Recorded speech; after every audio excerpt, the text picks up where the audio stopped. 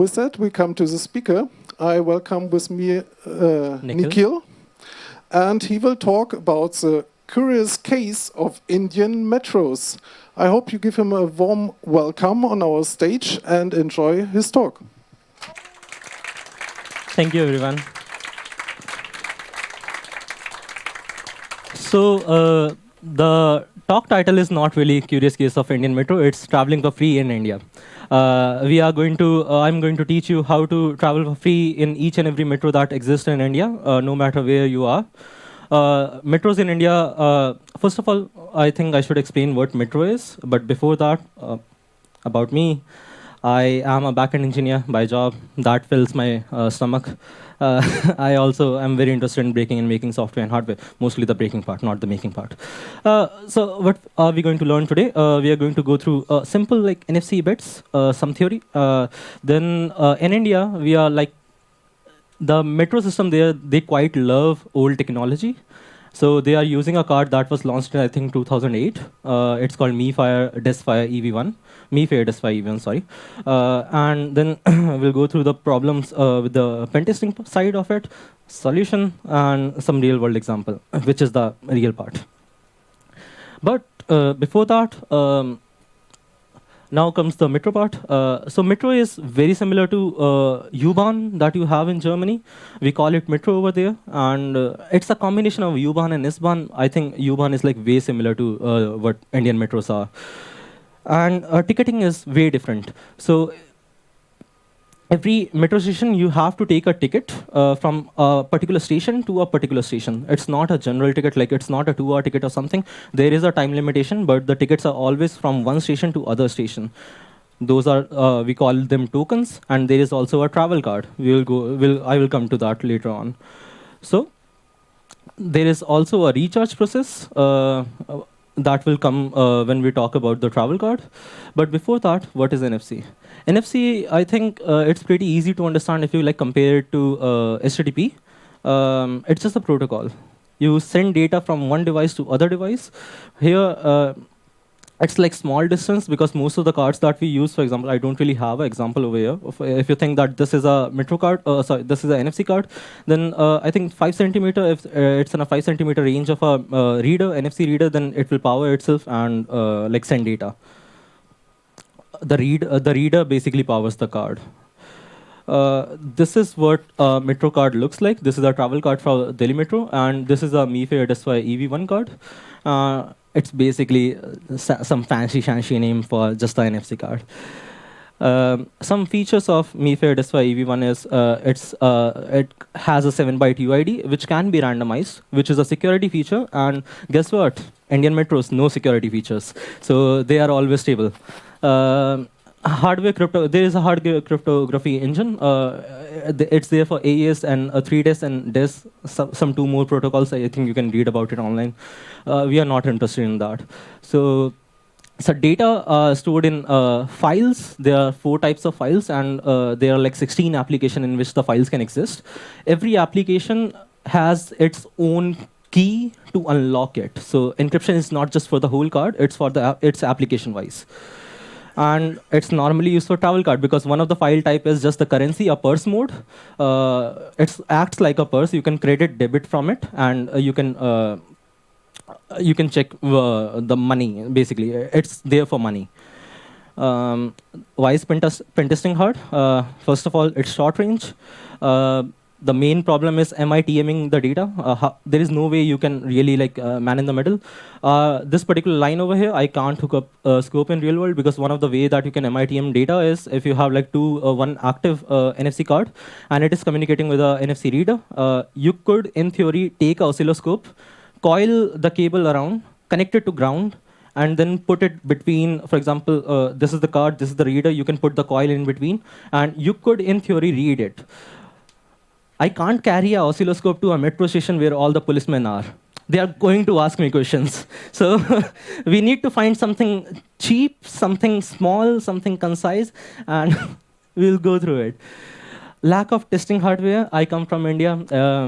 It's very expensive there. You can't really get, for example, Proxmark. It's the best hardware that you could buy for NFC pen testing.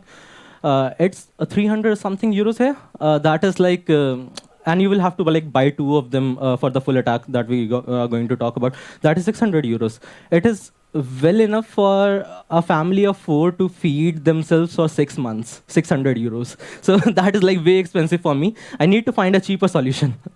And the major part, encryption, encryption, and encryption. There's just too much encryption. We'll go through it. Before that, now comes the part where I explain to you how the recharge process works, how the top-up works. So the top-up is normally like 2-step. You can use your phone, use some online medium to recharge your card, but that is not the final stage. That is the first stage. You have initiated a recharge for your card. You have paid for it. The recharge is not done. To complete the recharge, you will have to find this machine at the metro premise. It's called a AVM. You go to the AVM, you change the language to English, and then you put the card over there. It's basically an NFC reader, a modified NFC reader. You click on inquiry. There is a check for top-up button where the finger is. You click on check for top-up, and it will show you a pending recharge, the one you initiated for earlier. And then you have to click on valid, and the recharge should be complete now. This is the second stage. This is the stage that we are going to exploit, by the way. So now, how to hack it?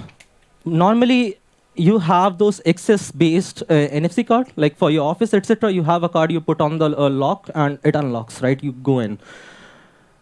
They don't really have an encrypted section, so you could just copy to infinity those cards and emulate your like emulate it on your phone or emulate it on a Flipper Zero or something, and you could be you are making an NFC card by doing that. Here, it doesn't really work. Because the card is encrypted, and the card is made like so that even if it's encrypted, you will still have to give it the proper key to unlock the application, and only then you would be able to read the data. Now, you might be like a bit confused, because even if the data is encrypted, you should be able to like copy to infinity. It's encrypted data, but I should be able to copy it, right? That doesn't work. So now the sensible answer to this is relay. It's like a fancy MITM. Relay can work, but there should be the identification problem in here. Identification problem is basically in a real world. For example, I'm talking to a German. I don't know German, but I'm talking to a person who is from Germany. He knows German. And I don't know German, but somebody could just tell me, oh, just say this. It's fine. You don't really have to know the meaning. You could just say this, and you will receive an answer. Just tell me that, right? Now, if I just say the same thing in like a proper accent, then the person might not know that I do not know German, right? That is the identification problem. They can't identify that I am not a German. So something similar happens here. This is how a relay should look like. On the left, you have the reader, which is our metro reader, the AVM. And on the very right, you have the card. Is it even like visible for you guys? OK, I will zoom in. So if our data wants to go from the reader to the card, we could put some 3-machine setup in between that will just read the data and like log it or do whatever with it and like keep the data going on. So this packet is meant for the PIC. PIC is just the card, and it is coming from the PCD, which is just the reader. So the packet, instead of directly going to the card, it will go through a device that is acting like a card. It's not really a card. That device is connected to a server. That server is connected to another device, which is acting like a reader. It is not really a reader. And then that particular device is talking to the original card. So now it's the same scene here. The reader is, for example, it's speaking German. I am this particular device, PIC. I do not know German, but I could speak like that. So I'm just, whatever I learned from this device, I am just sending it forward till it reaches the card. And I'm doing the same thing reverse. So whatever the data that is meant for the reader, it is going through the server and 2 devices that are acting like the card and the reader. And this particular server in between, which is connecting 2 devices, it can either log or modify data in some way. And that is a hacking part. We'll come to it. So we need 2 devices and a server for it. A server can be literally anything. It can be the device as well. I'm going to use like 2 Android phones for this.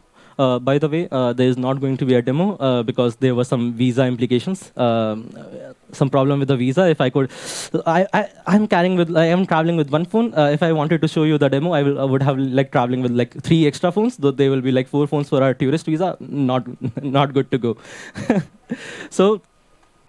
My original idea was maybe I could use some cheap PN532. A PN532 is basically an NFC reader, and it can also emulate things. Maybe I could just use that breakout board, and I should be able to do it. But it's not that easy because, first of all, the documentation is very fucked up. You don't really find documentation that well. And I remember reading in some discussion that you can't really emulate 7-byte UID. You could only emulate 4-byte UID with PN532. And our card is 7-byte UID, so you can't really, not good to go.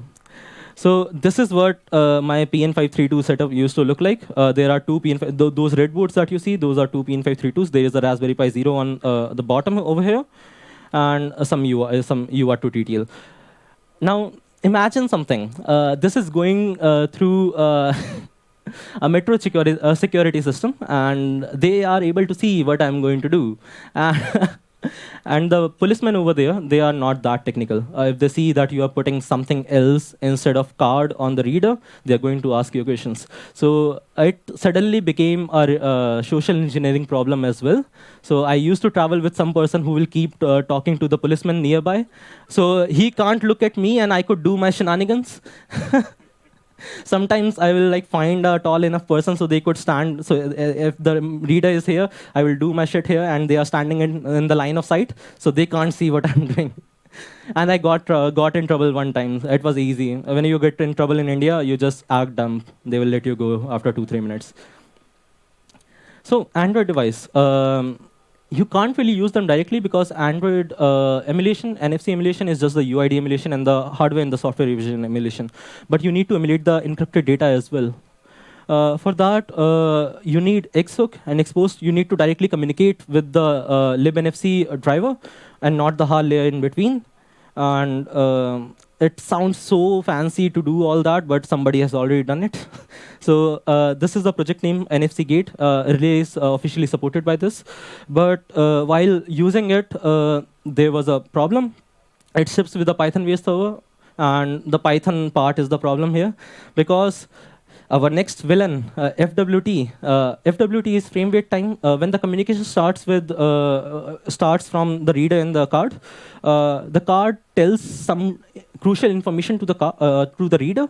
One of them is a frame wait time. It basically defines that if I don't reply, the card doesn't reply in this much amount of time, just close the connection. And this time is very low, I think 70 milliseconds something. And the Python server is very, very slow. I can't use Python in this. So like a sensible person, I rewrote everything in a compiled language. There was no documentation for the server, so I just went through one day. I just woke up and like, I will learn Go. I will rewrite everything in Go. So I rewrote everything. It took 2 days to work. And out of the box, it was like fast enough. It was 2 times faster than the Python server that was there. And it was under the FWT time limit. So I was Gucci. Everything's fine. And I could do things. And my servers is just rule-based. You write very stupid if and else cases to determine what packet to drop or what packet to modify. I'll go through it. This is an example packet, for example. This is just checking if the client, it's very bad code. It is just checking that the packet that is currently in the server, is it from the reader? And if it's from the reader, then are the first 2 bytes hex 90, hex 6A? If they are, then that is the application ID command. I will let you know how to figure out what commands are what for.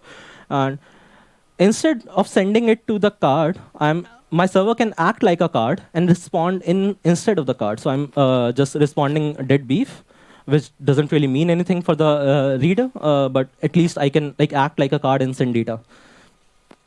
So now, how do you figure out what hex 60 was? So basically, you go to libfreefare. It's from libnfc. And they have a file called MiFare DESFire.c. Although the documentation for DESFire is not online, you will have to pay like $200 or something to get hold of the documentation. what this person has done is, instead of like making the documentation public, they just rewrote the documentation in like a proper code and then made it public. So I think it's under NDA or something. So here you can search for the commands. For example, what was the command that we were looking for here? It's 6a. So you go here and you search for 6a, and you find and you just read the function name. So function name is MiFare DESFire get application ID. So it's just reading all the 16 application IDs from the card. And let's go through the talk now. Yeah. Now let's think of a real-world example. Our real-world example is like way too similar to Indian state metros. The recharge process is like two-step here. The final stage is the AVM stage, the video that you saw previously, and you can recharge using any online medium. And we are also using the MiFare DESFire EV1 card. So how will the AVM part look like in communication? So this is how normally the communication looks like when the recharge is happening, like real money is getting transferred in the card. So you have the reader, you have the card. Some monkey business goes on before, and then the credit command gets sent. The credit command, the first byte is always unencrypted because it's the command name, the ID for the command. And after that, it's the encrypted data. Encrypted data just contains the money. That's the money bit. And like a sensible, a good card, the card is going to respond with OK message. It's like HTTP 200. Here it's hex 00.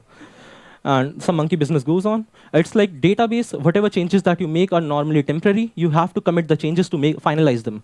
So the moment the communication ends, just before that, the last packet should be hex C7, which is the commit change. Like commit all the changes that are already made. Now again, we go here, we search for credit, how credit is done. We look for a function by the name of credit. This is the function. And it calls this particular function. If we search here, we find that the first byte that is added is hex C.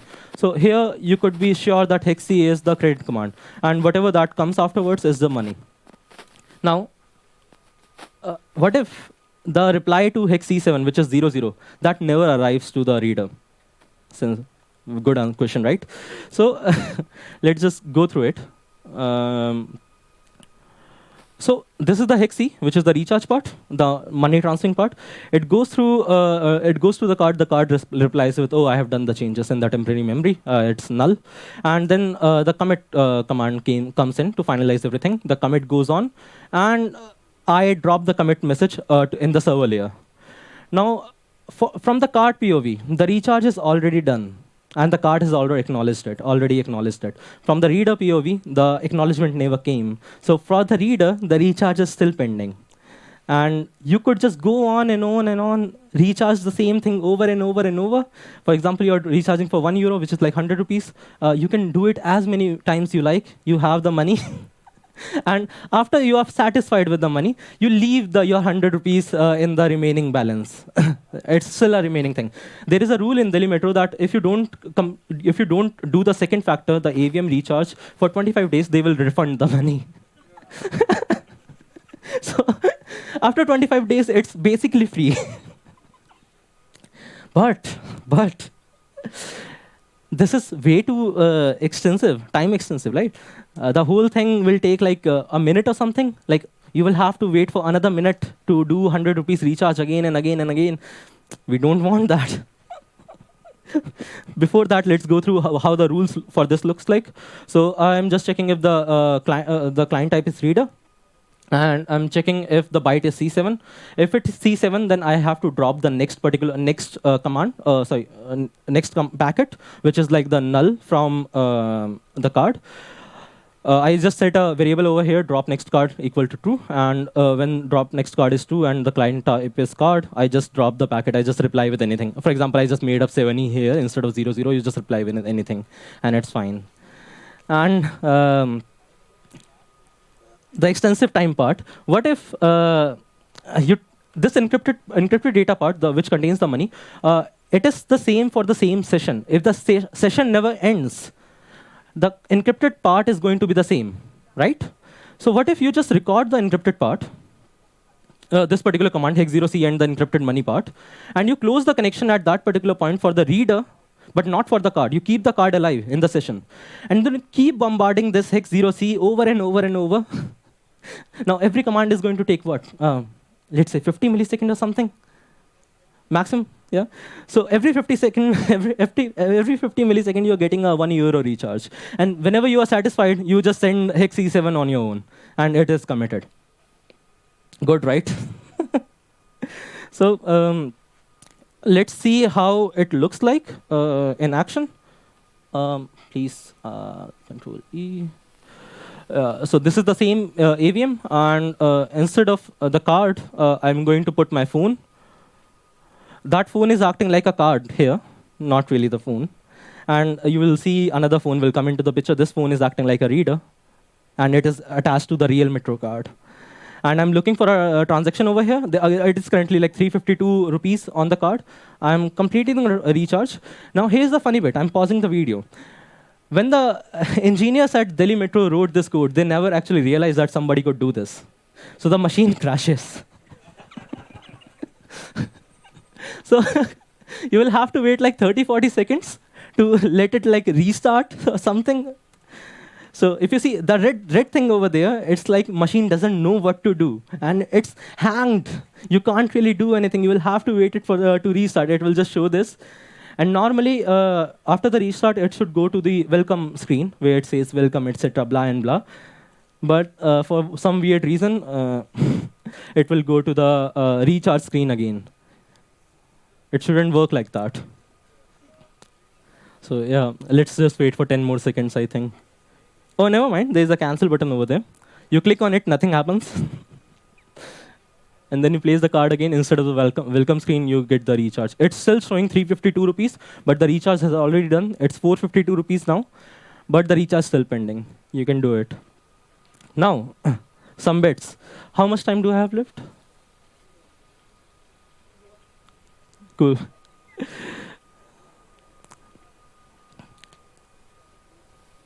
Now, something similar that you can do, instead of recharging card, what if the money never debits from the card? That is also something you could do, right? So this is what happens when you are exiting through the exit gates. The entry-exit gates are also like bona fide NFC readers. So the debit command is DC. You can go to live free fare to cross-confirm that, and the encrypted data is the same. And then the OK message comes in, and the commit comes. It's very similar. Instead of hex0c, the credit command, you have the debit command. There's also something funny that you could do. For example, you're traveling for 20 rupees. Instead of deducting 20 rupees, if you could just change this hex DC, which is the unencrypted part, to hex0c, the machine is going to give you 20 rupees instead of deducting it. You could also do that. Whenever you travel, you are just earning more money for traveling. It's good for it's good for your card. Don't really do it in India, please. So yeah. No, I don't want to update. Yeah. This. So hexdc. Now I don't want the hexdc command to like actually go to the card, because the card will make those changes, right? And like the commit thing won't work here. So we have to be like a bit smart. By bit smart here, I literally means never let the DC command go to the card. Just drop it in the mid and send C7 on your own. It's fine. The debit never happens. The machine is happy. The card is happy. You are happy, and you are allowed to go. And you could, in theory, also change the D7 command to C7, and DC command to C7, and it should work fine. There is one more thing which is not in the slides. I have some time because there is no demo. I will just go through it. It's funny. I never actually talked about it. Let's go to the recharge part. Here. Remember when I told you that the encrypted part will be different for every session? Because the session key always changes. For like whenever you restart the session key should change, and that is required for encrypting data. So the encrypted part should also be different. Somehow that's not the case. Security, woo! So for every other packet that is sent, it follows that same rule. The packet is different every time because it's encrypted with the session key. For whatever reason, the hex0c command or the hexdc command, the credit and the debit command, it's the same. So so you don't really have to like go through all the pain. You could just read the 100 rupees recharge encrypted data, and whenever you put your card on the reader to like check how much money you have left, the the reader is actually going to unlock the application for you, that particular application which holds your money. So you have already completed the first hurdle, that is unencrypting the part, right? The reader is already doing it for you. So in theory, you could just read the encrypted data, and when you click on check current value or check current money, and the decryption part has already been done, you could just send a malformed request, hex0c, and then encrypted data that you have recorded before, and do the recharge there. You don't really have to go through the whole pain that you have to do an online recharge of 100 rupees and then go there. You could just directly commit the second phase of the recharge. It's also allowed. Uh, I will also tell you one more thing. It's not for the card. It's for the reader. So it's for the token. So we have something called Metro token for small travel. I'll show you how it looks like. So this little thing here. So this is not a MiFare DESFire EV1 card. This is just a MiFare ultralight card. And ultralight cards, they have a security feature which is called, oh, let's lock this particular memory section so nobody could write into it. And would you like to take a guess what Delhi Metro has done? They are not utilizing the security bits. So it is open to, your phone can read it, your phone can rewrite things in it. So if you're smart enough, there is only 1 KB or 2 KB of data, I'm not sure, you will have to check that. But you could get a token for 10 rupees, which is 10 cents. You could get a token for 10 cents, modify the bytes, the money bytes in there to be it 100, 1 euro.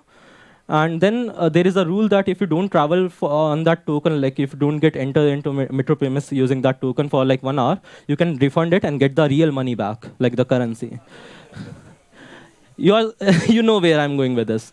So easy money, easy money earning hack. Let's lose the job and do this every day. We are going to earn money.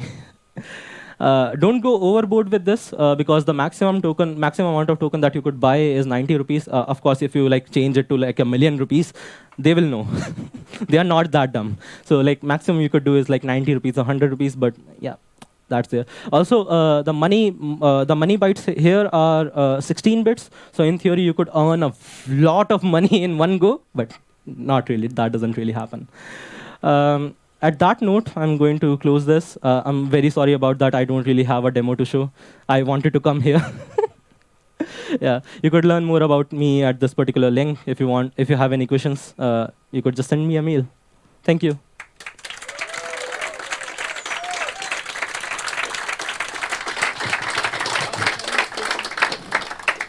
Thank you very much. Are there questions?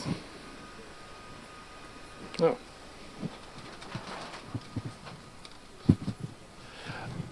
Does the metro provider know of this non-existing security? So this research started back in 2020. Because of COVID and my laziness, the research ended in 2022 February. It was 14th of February. I still remember. It's Valentine Day. So on that same day, I wrote a bug report, sent it to them. Not just them, every metro provider. I forgot to just tell you this. So the metro era was started in the capital of India, which is Delhi Metro. And every other metro in India just copy-pasted that. So these bugs exist all around the India. That's why the talk name is Traveling in India for Free. Now to answer your question, I have sent them multiple times. It was also covered by TechCrunch, just so the government notices. And I still now, till this day, I don't think I have ever received a mail or a reply that is written by a human. I have gotten replies which are computerized. So I think they don't really care. So you could, in theory, travel for free, but don't. It's some part of it is taxpayers' money. So don't. Well, yeah, very cool. I like it very much. So the other side of this kind of game is, so the system. I think it's more like a pro tip of what the next hack could be. Is if you think about the offline version of the system. So of course, when you board the train or whatever, they're not connected to the internet, but they somehow validate that that your card is valid. So there must be something special sauce in that reader in that train, right?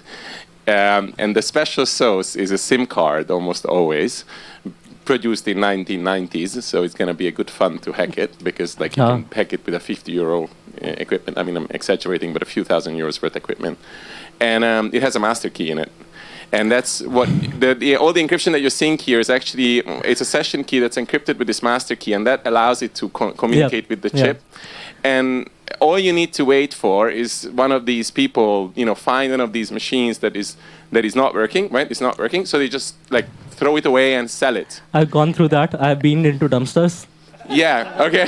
I like your way. And there is a SIM card in there somewhere, and if you legally buy the SIM card, you, on paper, legally own this thing that's inside that thing, which is a digital key that doesn't only allow you to upload, which is what you can do, right? So you can just I know.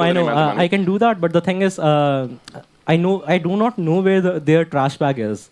I've tried like asking Delhi Metro people if somebody could help me find their trash bag, but nah. Yeah. I also tried like getting a job into Delhi Metro. I like the way you but they don't hire people who are not from college. So I'm not from college. The trick is, with the next step of this, the only thing that you could do extra is that you can actually sign your own keys. So you can create any number of I think I'll have to break into Metro premise at night. No. Just have to wait for one of these to end up in the dumpster. Yeah. I will go through the dumpsters again. Yeah, to answer on that.